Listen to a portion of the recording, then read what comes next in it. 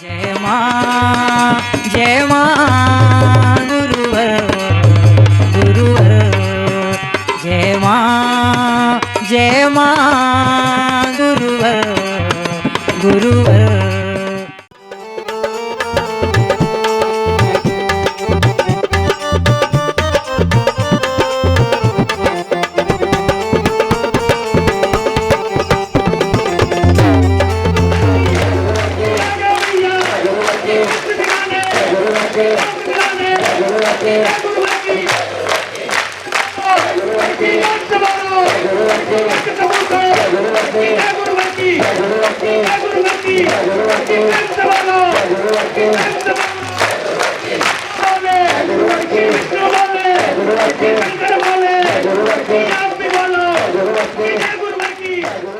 परमानंद योगी राष्ट्रीय शक्तिपति जी महाराज की जय। जय गुरुवर की जय गुरुवर की जय गुरुवर की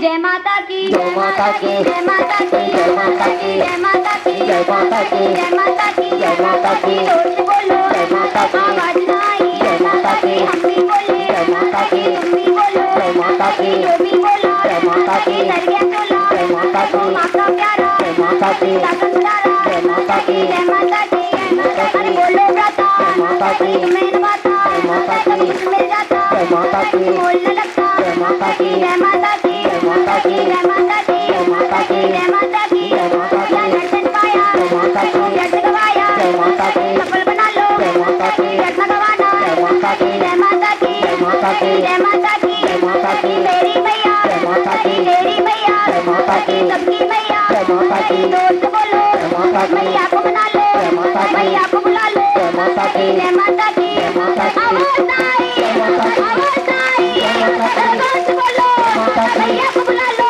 माता की डाल बुझा दो माता की मैया सुन ले माता की दर्शन दे दे माता की तेरो वाली माता की जोतो वाली माता की लाडो वाली माता की मेरो वाली माता की जित पूर्णी माता की बाबाड़ो वाली माता की मुंडा देवी माता की वैष्णो देवी माता कंकाली माता की दरस वाली माता की झोली काली माता की झोली बड़ो माता की पिंड मिलेगा माता की ऐसा होता माता की मत पछताना माता की जय माता की जय माता की हाथ बोलो माता की हाथ सुना दो माता की ताली बजा दो माता की जय माता की जय माता की मैया आ गए जय माता की दर्शन कर लो जय माता की झोली बोलो जय माता की जय माता की जय माता की जय माता की जय माता की पिंड मिलेगा जय माता की ऐसा होता है माता की पीछे वालों माता की आवाज आई जय माता की जय माता की जय माता की लोग बजा दो जय माता की बुझा दो जय माता की जय माता की जय माता की जय माता की जय माता की भैया आ गए जय माता की दर्शन कर लो जय माता की जय माता की जय माता की जय माता की जय माता की जय माता की जय माता की जय माता की जय माता की जय माता की जय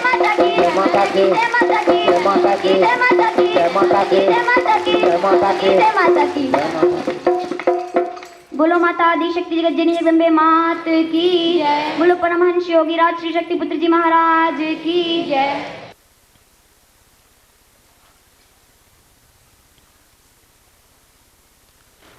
माता स्वरूपं देवी स्वरूपं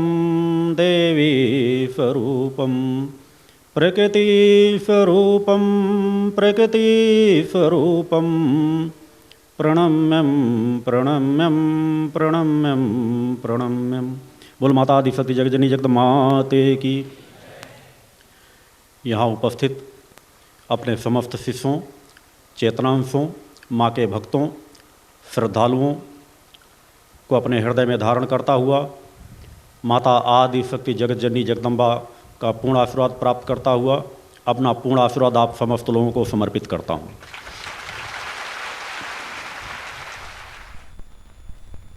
जीवन में यदि मनुष्य हर पल सजग और सचेत रहे और अपने उठने वाले हर कदमों पर अपनी निगाह रखे और उस पर विचार चिंतन करता रहे, ऐसा करने वाला मनुष्य बहुत कम भटक पाता है।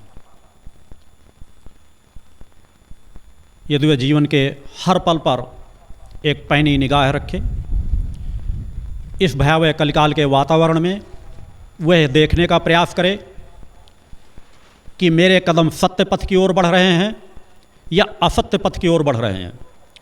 मेरे जीवन में कितने क्षण ऐसे आ रहे हैं जो साधनामय बनते जा रहे हैं, धर्ममय बनते चले जा रहे हैं, और कितने क्षण ऐसे आ रहे हैं जो अधर्ममय बनते चले जा रहे हैं, जो मुझे कुमार्ग की ओर ले जा रहे हैं। यदि केवल मनुष्य इनका आंकलन करने लग जाए नित्य प्रति, प्रतिदिन, प्रति घंटे, प्रति मिनट, प्रति सेकंड, अगर उसकी केवल एक सोच बनी रहे कि मुझे एक सजगता का जीवन जीना है, मैं अपने लिए स्वयं एक सजग प्रहरी बनकर जीवन जीऊंगा, यदि इतनी सी छोटी सी सोच बन जाए तो जो मनुष्य आज, मैं अक्सर उन शब्दों का उपयोग करता हूं कि मानसिक विकलांगता की ओर बढ़ता जा रहा है, तो उस मानसिक विकलांगता से ऊपर उठकर अपने अंदर मानवीय मूल्यों की स्थापना कर उस सत्य पथ की ओर बढ़ता हुआ अपने सहज स्वरूप की प्राप्ति कर सकता है। केवल थोड़ी सी सोच अपनाने की जरूरत है, एक विचार अपनाने की जरूरत है। हमें धर्म पथ पर बढ़ने के लिए बहुत बड़े शास्त्रों, उपनिषदों की आवश्यकता नहीं है, क्योंकि हर काल परिस्थिति में अलग अलग मार्ग होते हैं, अलग अलग रास्ते होते हैं। सावन भादों की बहती हुई नदी में यदि आपको पार करना है तो या तो पुल की आवश्यकता पड़ेगी या नाव की आवश्यकता पड़ेगी, और वही जेठ बैसाख गर्मियों में जब नदियों में पानी ना हो तब फिर आप नाव ही तलाशते रह जाएं, जबकि पानी वहाँ घुटनों घुटनों पर हो, एक एक दो दो फीट का भरा हुआ हो, फिर भी आप तलाशें कि हमारे पूर्वज, हमारे जो मार्गदर्शक थे वो नाव से ही पार करते थे, पुल से ही पार करते थे। हम जब कोई नाव हमें दिखेगी, जब पुल दिखेगी, तभी हम नदी को पार करके दूसरी पार जाएंगे। ये सोच उसकी हो सकती है जो मानसिक रूप से विकलांग हो चुका हो, और जिसकी मन शक्ति प्रबल है वो तत्क्षण निर्णय लेता है कि जिस समय नदी प्रवाह में है उस समय मुझे नाव की आवश्यकता है, उस समय मुझे पुल की आवश्यकता है, और जिस समय नदी प्रवाह में नहीं है, नदी में जल सामान्य सा है, उस समय मैं अगर इंतजार करता रहा, नाव की इंतजार करता रहा कि किस जगह पुल है, वहाँ दूर रास्ते से जाकर उस पुल के रास्ते से जाकर पार करता रहा, तो मेरा समय भी नष्ट होगा और नाव, उस कम पानी में नाव भी हमें इस पार से उस पार नहीं पहुँचा सकेगी। अतः हर काल परिस्थिति में यदि हम विवेकवान बन करके जीवन जिए तो हमें समझ में आ जाए हमें कब कहाँ किस तरह के मार्ग को अपनाने की जरूरत है। और आज इस कलिकाल के भयावह वातावरण में जहां पूर्ण मानवता तड़प रही है, कराह रही है, हर मन अशांत है, एक अंधी भौतिकतावाद की दौड़ में मनुष्य बढ़ता चला जा रहा है। सोच केवल एक बिंदु पर आकर टिक गई है, धन कमाओ शायद हमें सुख मिल जाएगा,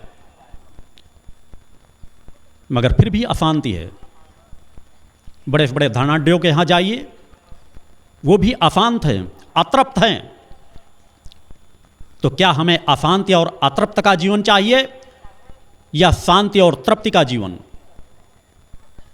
हम कौन हैं, किसकी संतान हैं, हमारी आत्मा किसकी अंश है? क्या इस बिंदु पर विचार करना वर्तमान समाज की, वर्तमान मानव का कर्तव्य नहीं बनता? किस धर्म पथ की अंधी खाई में आप लोग बढ़ते हुए चले जा रहे हैं, जिसका अंत सिर्फ और सिर्फ भयावह है, जिससे निकल पाना भी मुश्किल हो सकता है। अतः इस कलिकाल के भयावह वातावरण में हर मनुष्य को सजग और सचेत रहने की आवश्यकता है,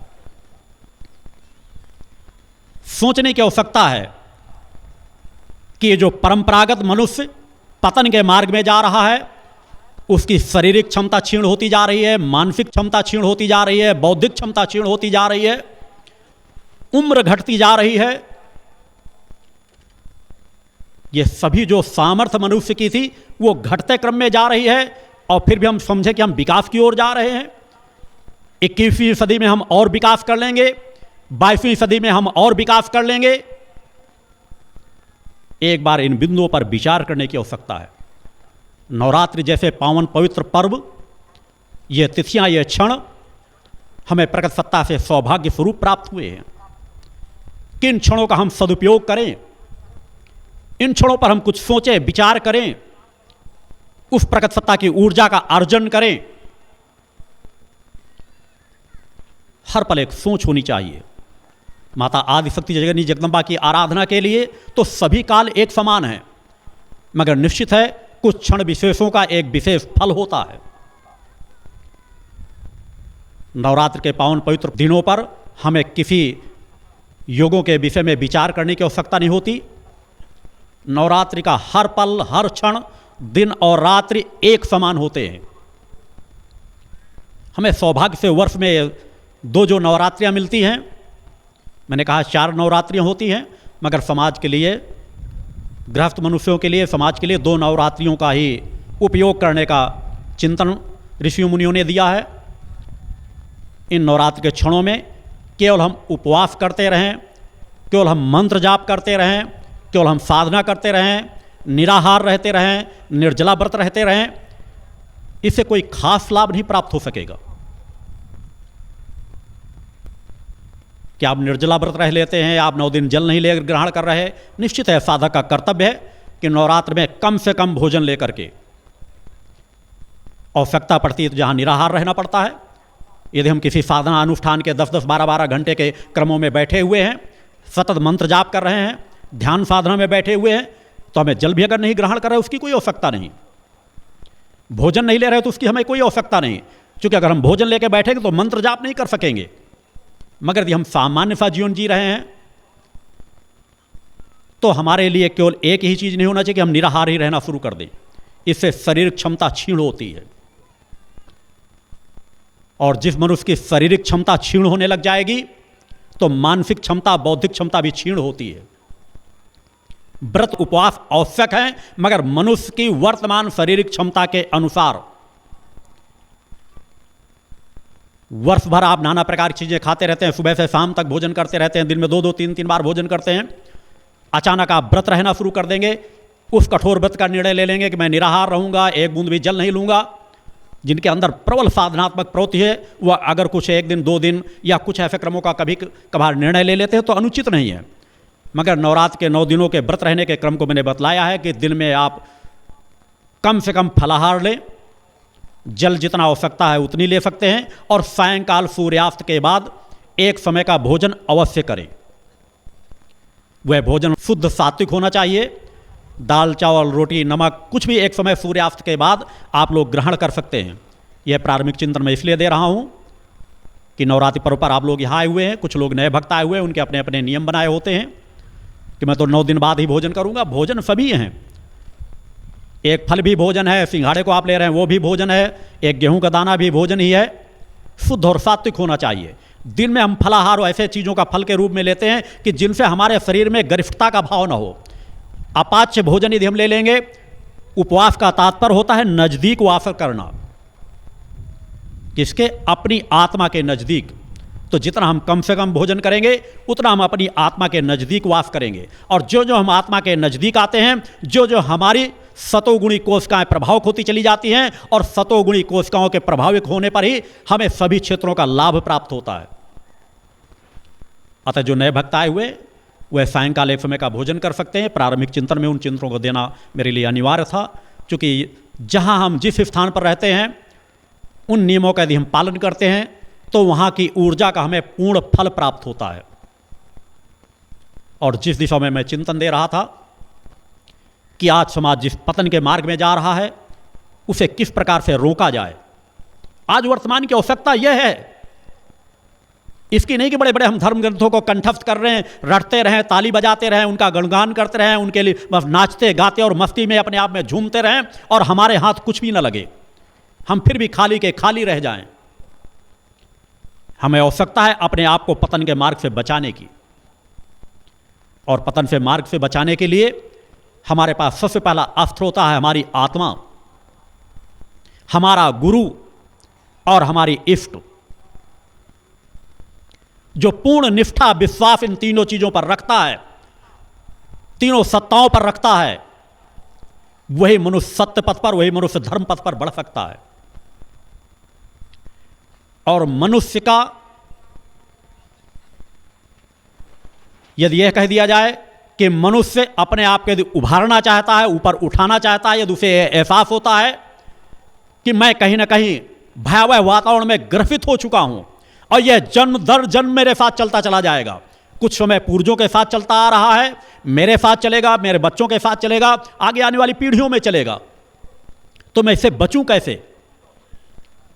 तो बचने के लिए 3 कर्तव्यों पर विशेष ध्यान देने की जरूरत है हर मनुष्य को। मैं इसलिए मैंने कहा कि मंत्र जाप ध्यान साधना इतना ही पर्याप्त नहीं होता, एक विचार शक्ति जागृत करने की आवश्यकता होती है, बहुमुखी विचारधारा को लेने की आवश्यकता होती है, क्योंकि हमारे अंदर एक सामान्य शक्ति नहीं समाहित।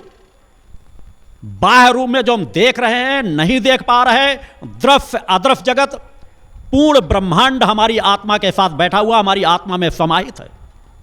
जिस तरह एक कंप्यूटर में आप बहुत कुछ चीजों को फीड कर देते हैं, जब चाहते हैं, जब उनका यदि आपको ज्ञान है तो खोल खोल करके उनका अध्ययन कर सकते हैं, उनका उपयोग कर सकते हैं। उसी तरह हमारे आत्मांश में, जिससे सूक्ष्म आज तक न कोई चीज बन पाई है न बन पाएगी, उस सूक्ष्म से कण में प्रकृति सत्ता ने समस्त ब्रह्मांड को समाहित कर दिया है। पूर्ण शक्तियां निहित कर दी हैं और हम बाहर की ओर भग रहे हैं। जहां हमें अंतर्मुखी होना चाहिए, बाहरमुखी तो हमें केवल उतना होना चाहिए जितना हमारे लिए नितांत हो सकता है। एक मनुष्य यदि सामर्थ्यवान हो, चेतनावान हो, तो रोटी और कपड़ा और मकान जिसकी अभी चर्चा हो रही थी उसके लिए कितना वक्त देने की जरूरत है? बहुत कम समय। मगर आज पूरा का पूरा समय देने के बाद भी समाज रोटी कपड़ा और मकान से मुहताज होता जा रहा है। इसलिए जब हम मूल जड़ से कट जाएंगे, यदि किसी पेड़ पे की जड़ों को काट दें तो धीरे धीरे करके पेड़ सूखता चला जाएगा। पेड़ के ऊपर चाहे जितनी साफ सफाई करें, चाहे जितना करें, बड़ा सा बड़ा दरख्त भी पेड़ यदि जड़ों को काट दिया जाए तो यह सूख जाएगा। उसी तरह आप अपनी जड़ों को काट रहे हैं, अंदर कुछ नहीं है। लाभ आप सभी चाहते हैं, अंतर मन से बार बार आपके प्रेरणा उठती है कि मैं सत्य पथ पर चलूं, एक आवाज उठती है और वह आवाज ही तो आप लोगों को खींचकर इस स्थान तक लाती है। वह पूर्व संस्कार ही तो आप लोगों को खींचकर इस स्थान तक लाते हैं कि इस कलिकाल के भयावह वातावरण में भी आपके कदम यहां तक पहुंचते हैं। आप सत्य पथ के राही बन चुके हैं। आप में से अनेकों मेरे चेतना अंश बन चुके हैं।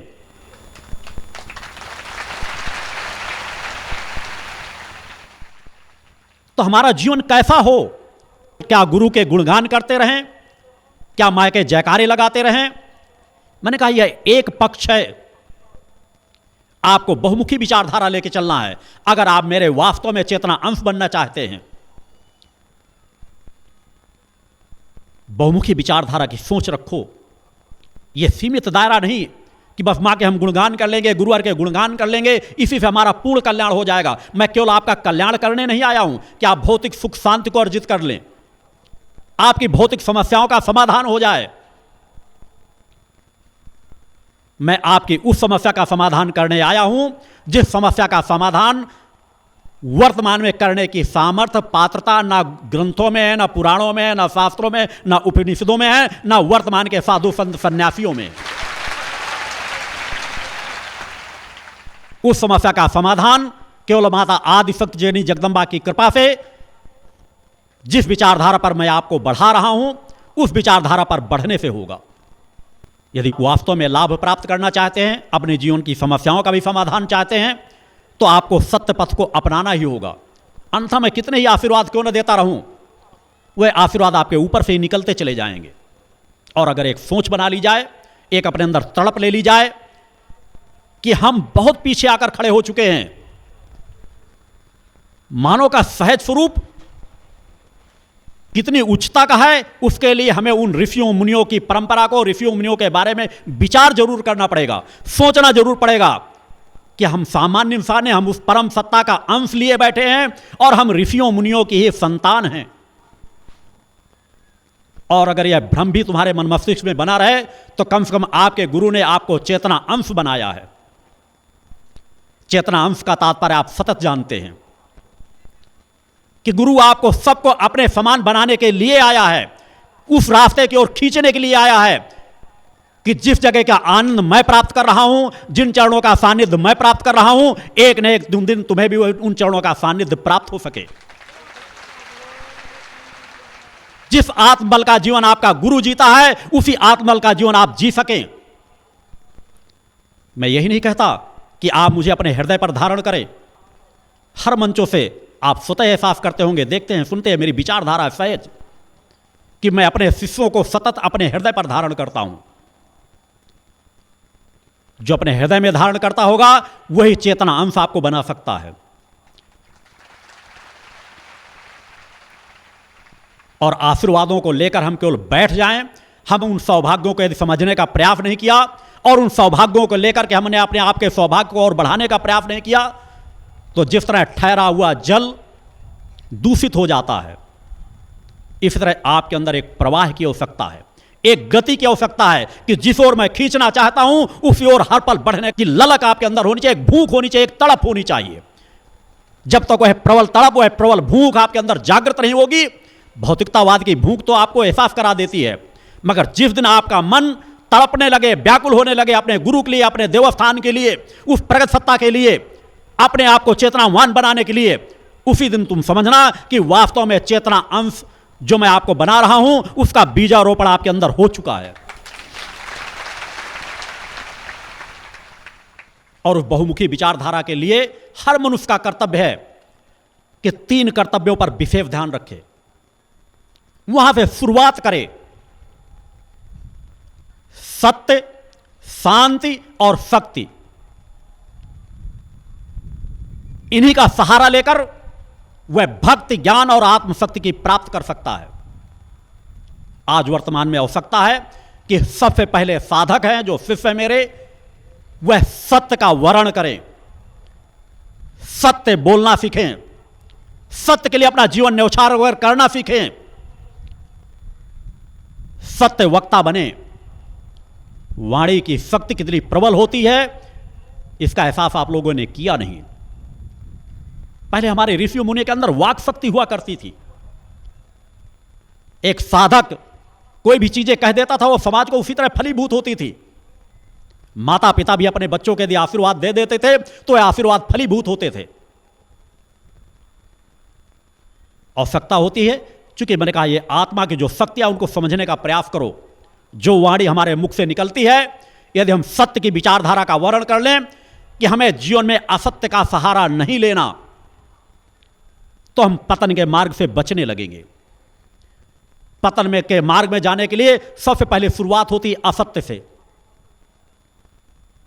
उस असत्य से बचो, सत्य का वर्णन करो, सत्य बोलना सीखो।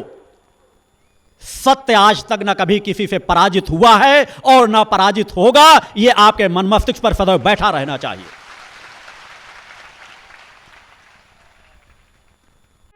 या देवी सर्वभूतेषु शक्ति रूपेण संस्थिता, नमस्तस्यै नमस्तस्यै नमस्तस्यै नमो नमः। पंच ज्योति शक्ति तीर्थ सिद्धाश्रम, मां की कृपा और गुरुदेव की अमृतवाणी का पावन संगम। एक ऐसी पवित्र भूमि जहां मां भगवती की ज्योति हर दिल को रोशन करती है, जहां परमहंस योगीराज श्री शक्तिपुत्र जी महाराज के चरणों में बैठकर हर मन की पुकार सुनी जाती है। पंच ज्योति शक्ति तीर्थ सिद्धाश्रम, जहां हर कदम पर साधना, हर सांस में भक्ति और हर पल में जन कल्याण की सुगंध बिखरती है। आओ इस अलौकिक यात्रा में शामिल हो और देखो कैसे एक आश्रम ने करोड़ों जीवन को बदला। युगवंदनीय धर्म सम्राट, युग चेतना पुरुष सद्गुरुदेव परमहंस योगीराज श्री शक्तिपुत्र जी महाराज के पावन चरणों में कोटि कोटि नमन, वंदन और प्रणाम।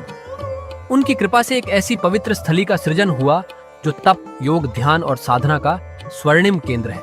यह है मध्य प्रदेश के शहडोल जिले की ब्योहारी तहसील में बसा पंचज्योति शक्ति तीर्थ सिद्धाश्रम, जिसकी नींव परम पूज्य गुरुवर्श्री ने 23 जनवरी 1997 को रखी।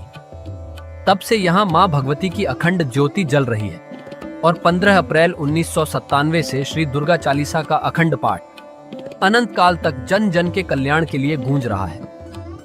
हर सुबह और हर शाम जब सूरज की किरणें और चांद की चांदनी सिद्धाश्रम को चूमती हैं, तब परम पूज्य गुरुदेव जी माता भगवती आदिशक्ति जगत जननी दुर्गा जी सहित सभी देवी देवताओं और सहायक शक्तियों की आरती करते हैं। इस पावन बेला में भक्तों के हृदय मां की भक्ति में डूब जाते हैं। मूल ध्वज साधना मंदिर में भी रोज सुबह शाम होने वाली आरती में भक्तों का समूह उमड़ता है। यहाँ हर मन की पीड़ा मिटती है, हर शरीर को शांति मिलती है और हर आत्मा को सुख, शांति व समृद्धि का आशीर्वाद प्राप्त होता है। परम पूज्य गुरुदेव की कृपा ऐसी कि वे रोज सुबह और शाम भक्तों से निःशुल्क मिलते हैं। मां के भक्त और गुरुदेव के शिष्य अपने मन की बात उनके चरणों में रखते हैं और बदले में समाधान व आशीर्वाद पाते हैं। अब तक 1 करोड़ से ज्यादा भक्त गुरुदेव से मिलकर उनके मार्गदर्शन से जीवन की राह पा चुके हैं। गुरुदेव की वाणी ऐसी कि सुनते ही मन में संकल्प जागता है। उनके आशीर्वाद से करोड़ों लोग नशे और मांसाहार से मुक्त होकर चरित्रवान और चेतनावान जीवन जी रहे हैं। हर दिन सैकड़ों लोग नशा छोड़ने की प्रेरणा लेने सिद्धाश्रम धाम पहुंचते हैं। पूज्य गुरुदेव के 20 लाख से अधिक दीक्षा प्राप्त शिष्य आज के अधर्म और अन्याय के दौर में भी मां की ज्योति से अपने घरों को आलोकित करते हैं। वे साधनात्मक जीवन जीते हुए आत्म कल्याण और जन कल्याण के पथ पर चल रहे हैं। क्या यह चमत्कार नहीं? सिद्धाश्रम धाम में पिछले 28 वर्षों से मां अन्नपूर्णा भंडारा चल रहा है, जहां सुबह शाम हजारों भक्तों को स्वादिष्ट और पवित्र भोजन मिलता है। और सुनो, यहाँ ठहरने की व्यवस्था भी पूरी तरह निःशुल्क है। क्या ऐसी जगह कहीं और मिलेगी जहां हर सुविधा मां की कृपा से मुफ्त हो? सिद्धाश्रम धाम की पावन सरिता के तट पर बनी त्रिशक्ति गौशाला देखकर भक्तों का मन आनंद से भर जाता है। हर महीने शुक्ल पक्ष की अष्टमी को गौ सेवा समर्पण दिवस मनाया जाता है, जब परम पूज्य गुरुदेव और पूजनीय शक्तिमयी माता जी अपने हाथों से गायों को रोटी खिलाते हैं। यह दृश्य देखकर हर भक्त का हृदय गदगद हो उठता है। गौशाला के पास ही स्वामी श्री राम प्रसाद आश्रम जी महाराज की समाधि मन को शांति देती है और पास ही दानवीर गुफा स्थल हर किसी को असीम शांति का अनुभव कराता है। हर साल शारदीय नवरात्र में सिद्धाश्रम धाम में शक्ति चेतना जनजागरण शिविर का भव्य आयोजन होता है। लाखों भक्त यहाँ योग, ध्यान और साधना सीखते हैं, गुरुदेव के चेतनात्मक चिंतन को सुनते हैं और मां की अलौकिक आरती का आनंद लेते हैं। माँ की कृपा और गुरुदेव का आशीर्वाद पाकर हर भक्त धन्य हो उठता है। 23 जनवरी सिद्धाश्रम स्थापना दिवस एक और पावन अवसर है। इस दिन अखिल भारतीय सिद्धाश्रम दौड़ प्रतियोगिता, योग भारती सामूहिक विवाह और शाम को सुर संध्या व कवि सम्मेलन का आयोजन होता है। क्या मजा है जब भक्ति और संस्कृति का ऐसा संगम देखने को मिलता है। सिद्धाश्रम धाम का जनसंपर्क कार्यालय हर जानकारी का खजाना है। यहाँ से मासिक सिद्धाश्रम पत्रिका और साप्ताहिक संकल्प शक्ति अखबार मिलता है, जिसमें गुरुदेव की ऋषिवाणी और प्रेरक लेख पढ़ने को मिलते हैं। और हाँ, यहाँ माँ के प्रसाद के रूप में शक्ति जल भी निःशुल्क मिलता है। इस शक्ति जल ने करोड़ों लोगों को नशे और बीमारियों से मुक्त कर चेतनात्मक ऊर्जा दी है। क्या यह माँ की कृपा नहीं? जनकल्याण का एक और अनुपम उदाहरण है निःशुल्क वस्त्र सहायता केंद्र, जहां लाखों जरूरतमंदों को कपड़े दिए गए हैं। यह सिलसिला आज भी अनवरत चल रहा है। सिद्धाश्रम धाम में पौधारोपण का भी बड़ा काम होता है।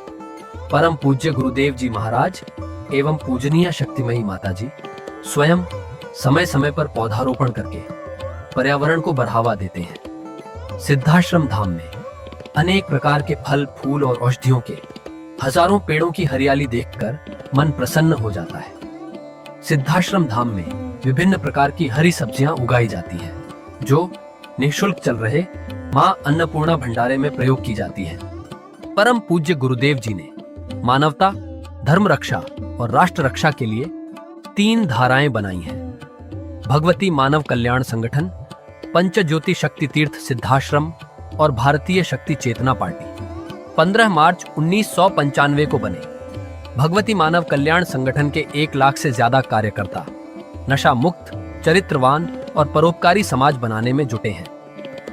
संगठन का नशा विरोधी आंदोलन इतना प्रभावी है कि पिछले कुछ सालों में 2000 से ज्यादा अवैध शराब माफियाओं पर कार्रवाई हुई। संगठन के समर्पित और कर्मठ कार्यकर्ता दिन रात इस मिशन में लगे हैं। Siddhashram Ayurveda and food products के जरिए शुद्ध दवाएं और खाद्य पदार्थ बनाए जाते हैं।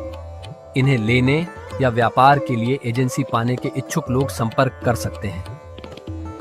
आओ, सिद्धाश्रम की इस पावन यात्रा का हिस्सा बनो। यहाँ माँ का अखंड गुणगान सुनो, साधना में डूबो और परम पूज्य गुरुदेव के दर्शन कर जीवन को धन्य करो।